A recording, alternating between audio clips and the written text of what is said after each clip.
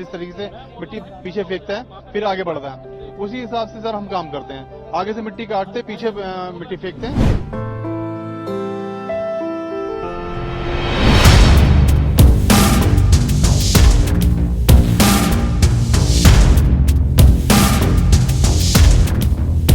उत्तराखंड में निर्माणाधीन टनल में मलबा गिरने के बाद फंसे 41 मजदूरों को निकालने के लिए पहले टनल के मुहाने से ड्रिलिंग की शुरुआत की गई थी। जब ये विफल रही तो पहाड़ के ऊपर से वर्टिकल ड्रिलिंग का सहारा लिया गया। हालांकि जब दोनों तकनीकों से भी सफलता नहीं मिलती दिखाई दी तो रैट होल माइनर्स का सहारा लिया गया। आखिरकार 17 दिन बाद रैट होल माइनिंग से की जा रही खुदाई मजदूरों के लिए वरदान साबित हुई। रैट होल माइनिंग, जिसका एक वक्त पर मेघालय में बड़े पैमाने पर इस्तेमाल किया जाता था। हैरान करने वाली बात यह है कि ये जो रैट होल माइनिंग कई मजदूरों की जान ले चुकी है, उसी चूहा खुदाई से 41 मजदूरों की जान बच गई। रैट होल माइनिंग ये दो तरह से होती है और वो दो तरीके जानने से पहले इसका नाम रैट होल माइनिंग क्यों पड़ा है, आपको हम ये बताते हैं। इसमें 3 से 4 फीट गहरी सुरंगें खोदी जाती हैं। जैसे चूहा अपने बिल की खुदाई करता है, लगभग वैसे ही इन सुरंगों की खुदाई भी की जाती है।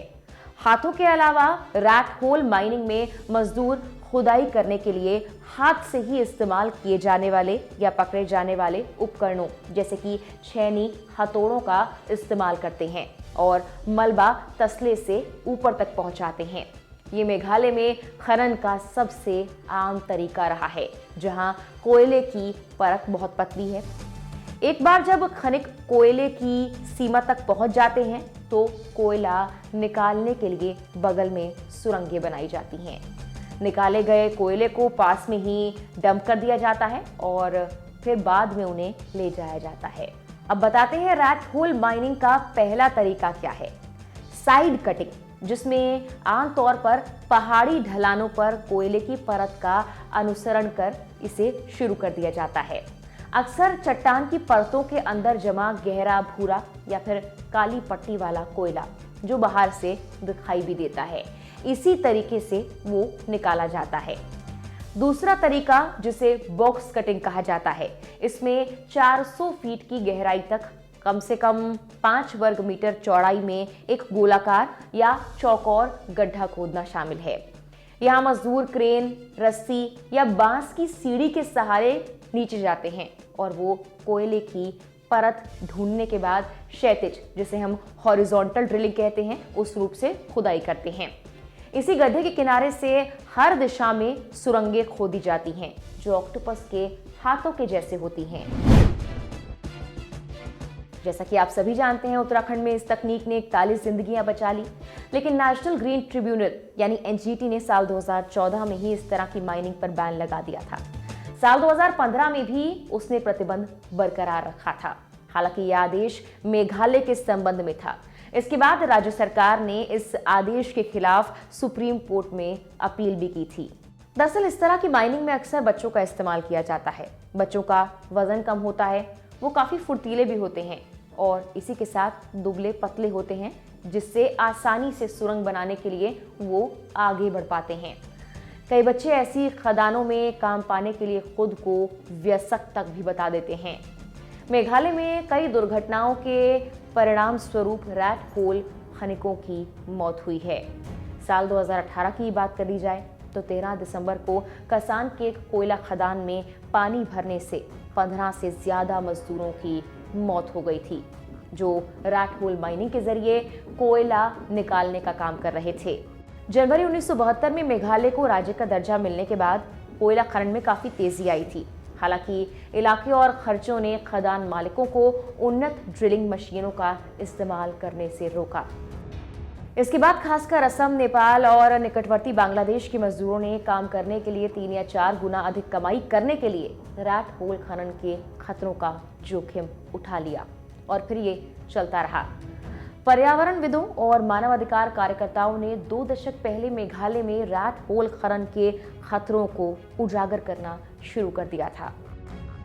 मेघालय स्थित गैर सरकारी संगठन इम्पल्स द्वारा ऐसी खदानों में मानव तस्करी और बाल श्रम के मुद्दे को उठाने के बाद इसे बैन करने की मांग का अभियान और ज्यादा तेज हो गया था। एनजीओ ने इस मामले पर 3 रिपोर्ट्स तैयार की थी। पहली मई साल 2010 में नेपाल स्थित एस्तर बेंजामिन ट्रस्ट के साथ तैयार की गई थी। दूसरी रिपोर्ट दिसंबर 2010 में एड एक्शन के साथ और आखिरी रिपोर्ट जुलाई 2011 में ह्यूमन राइट्स नाउ के साथ। अनुमान लगाया गया कि लगभग 70,000 बच्चे ज्यादातर बांग्लादेश से हैं और नेपाल से हैं जिनको इन खदानों में काम पर लगाया गया, क्योंकि ये खदानें काम करने के लिए इनके बिल्कुल सही आकार की थी। आराम से बच्चे उन खदानों में जा सकते थे।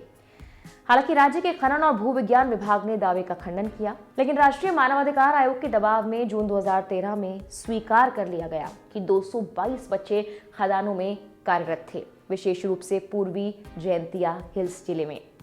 1 साल बाद ही एनजीटी का ये बैन लग गया। हालांकि मीडिया रिपोर्ट्स ये कहती हैं कि ये अब भी कई राज्यों में जारी है।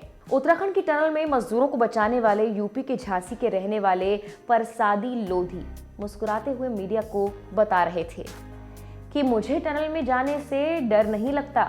यहाँ तो 800 मिलीमीटर का पाइप है, हम लोग 600 मिलीमीटर के पाइप में घुसकर भी रैट माइनिंग कर लेते हैं। ये तो रोज का काम है। लेकिन विडंबना ये है, उनकी ये मुस्कान उनकी मजबूरी का हिस्सा थी।